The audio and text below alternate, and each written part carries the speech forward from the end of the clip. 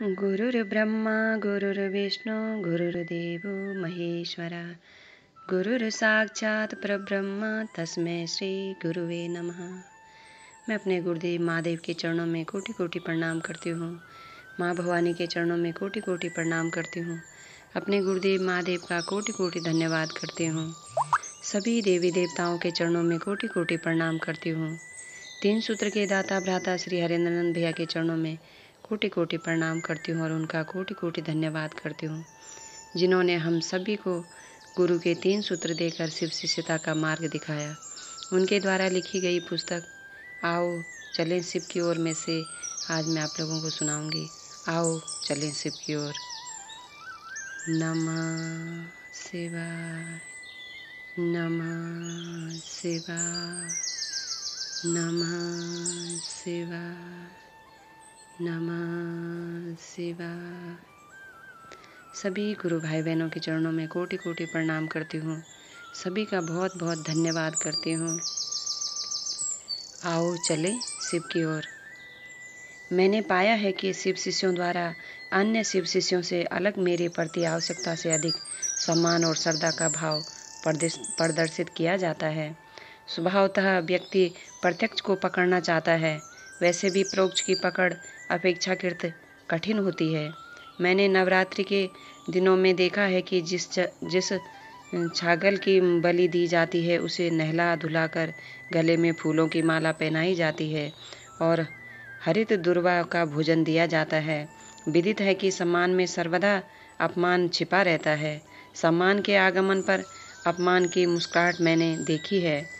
अंगुली से चांद को इंगित करने का अर्थ यह नहीं है कि उस व्यक्ति की अंगुली को ही चांद समझकर पकड़ लिया जाए। शिव की शिष्यता में प्रारंभ से ही यह कहा जाता है कि किसी भी शिव शिष्य को गुरु बनने का अधिकार नहीं है और भविष्य में भी नहीं होगा, भले ही वे लोग स्वयमेव घोषित गुरु हो जाए अथवा अघोषित। कहा जाता है कि शिव शिखर के शासन का विरोध करते हैं, तभी तो सामान्य जन ही उनके आभूषण हैं। शिव के शिष्यों को भी मनसा वाचा कर्मणा सामान्य जन ही रहना होगा। यदि उन्हें शिव का शिष्य अथवा शिव का गण बनना है तो ऐसा नहीं है कि शिव के गण अदृश्य जगत के प्राणी मात्र हैं। पृथ्वी के मानव भी भगवान शिव के गण हैं।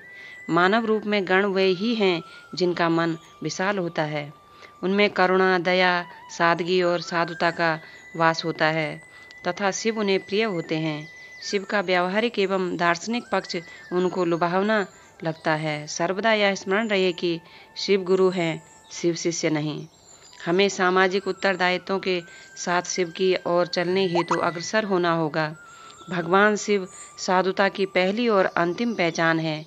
उसकी पराकाष्ठा है शिव के शिष्य मनसा वाचा कर्मणा देश और समाज के लिए सच्ची साधुता का प्रतीक बने। यही अपने गुरु शिव से मेरी प्रार्थना है।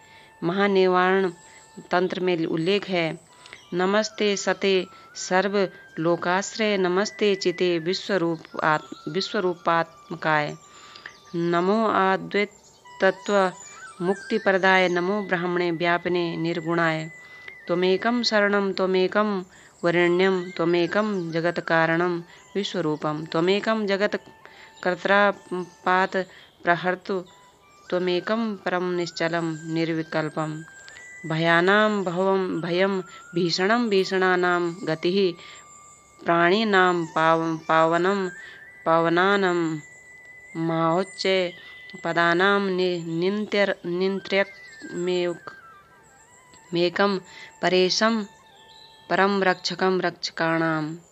हे प्रभु, आप सभी को आश्रय देने वाले हैं। हम आपको बारंबार नमस्कार करते हैं। आप विश्वरूप हैं, आप अद्वितीय एवं मुक्ति देने वाले हैं, निर्गुण हैं, ब्रह्म हैं। आपको बारंबार नमस्कार है। हम आपकी शरण जाते हैं, आपका वर्ण करते हैं। आप संपूर्ण जगत के कारण हैं, विश्वरूप हैं। आप जगत के उत्पन्न करता, पालन करता और विनाश करता है, निर्कल्प हैं, निश्चल हैं। जिस भय से संसार भयभीत होता है वह भय भी आपसे भयभीत होता है। आप भीषण से भी भीषण हैं, सभी प्राणियों की गति हैं, पावन से भी पावन हैं। महान पद धारकों के आप नियंत्रक हैं। कोई परम है, आप उससे भी परम हैं। आप रक्षकों के भी रक्षक हैं। भगवान शिव की शिष्यता उनकी दया के आश्रय में ही अंकुरित, पल्लवित एवं पुष्पित हुई है। झारखंड राज्य के सिद्ध संत परमहंस बाबा ने कहा है कि निर्भर तब निर्भय। शिव गुरु पर शिष्य की निर्भरता अवश्य में उसे निर्भय बनाएगी, परंतु शिष्य अपने गुरु शिव पर निर्भर हो, यह दुस्साध्य है। शिव संपूर्ण चराचर जगत के कारण और आश्रयदाता है। अपने शिष्यों को शिव ही अभय वर देंगे। हमें यथासंभव अपने गुरु की दया की परिधि में बने रहने का प्रयास करना होगा। शिव की शिष्यता के जनमानस में विस्तार की पावन सलिला अपने संपूर्ण प्रभाव के साथ शिव दया की अतल गहराइयों में समाहित होती रहे। यही शिव के समक्ष साष्टांग मेरा मन प्राण विनती करता है।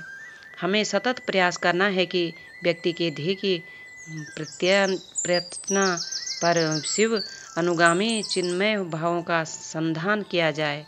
आओ चलें शिव की ओर। यह ना उद्घोष है, ना जय घोष और ना ही उपदेश, अपितु मानव का शिव की ओर उन्मुख होना, व्यष्टि का नाकाम हटाकर समष्टि की ओर चलना है। यही मन की दिशा है, सांसों की अनविति है जो निरंतर गतिमान है। मनवंतरों तक संपूर्ण सृष्टि इसी दिशा में उत्तरोत्तर ऊर्ध्वमुखी हो, ऐसी कामना है।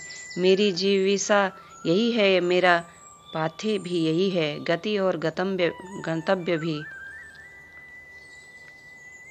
नमः शिवाय, नमः शिवाय, नमः शिवाय, नमः शिवाय।